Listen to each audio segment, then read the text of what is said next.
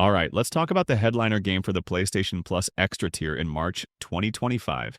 I've got 6 strong contenders, and any one of them would be a solid addition. We'll go over each one, break down what makes them a possible pick, and then try to figure out which one is most likely. Let me know your thoughts in the comments. First up, Prince of Persia: The Lost Crown.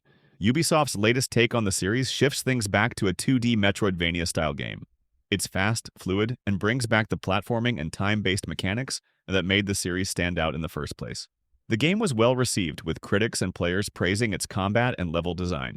Ubisoft games tend to hit subscription services pretty quickly, so there's a strong chance this could show up. Then there's The Last of Us Part 2 Remastered.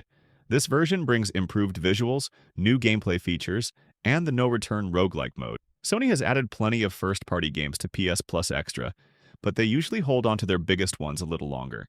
That said, with the remastered version now available, Sony might use PS Plus Extra to give it a wider audience. Especially after the HBO series, it would be a huge addition to the service, but it depends on whether Sony wants to hold on to its sales momentum a bit longer. Final Fantasy XVI is another big-name possibility. Square Enix has been putting a lot of its games on PS Plus, and Final Fantasy XVI could be next in line. The game launched as a PlayStation exclusive, and while it had a solid reception, it didn't seem to hold players' attention as long as previous entries. Putting it on Extra could bring in new players who skipped it at launch. Avatar: Frontiers of Pandora is another Ubisoft game, so it has a real shot at landing on Extra.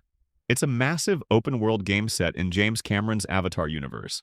Ubisoft tends to push its games onto subscription services after a few months, so March 2025 could be the right time for it. But since it only came out in December 2023, Sony might wait a little longer before adding it. Lords of the Fallen is the Souls-like entry on this list. It launched in 2023 and had a mixed reception. Some loved its interconnected world and dual-realm mechanic, while others found it rough around the edges. Games like this tend to show up on PS Plus Extra to attract new players who might not have wanted to pay full price. This feels like a strong candidate. Finally, Armored Core 6.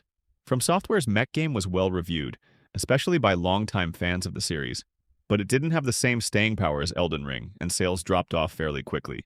Bandai Namco has put past games on subscription services, so there's a chance this follows suit. Still, From Software games tend to hold value for a long time, so it might not happen just yet. So, which one will be the March 2025 headliner for PlayStation Plus Extra?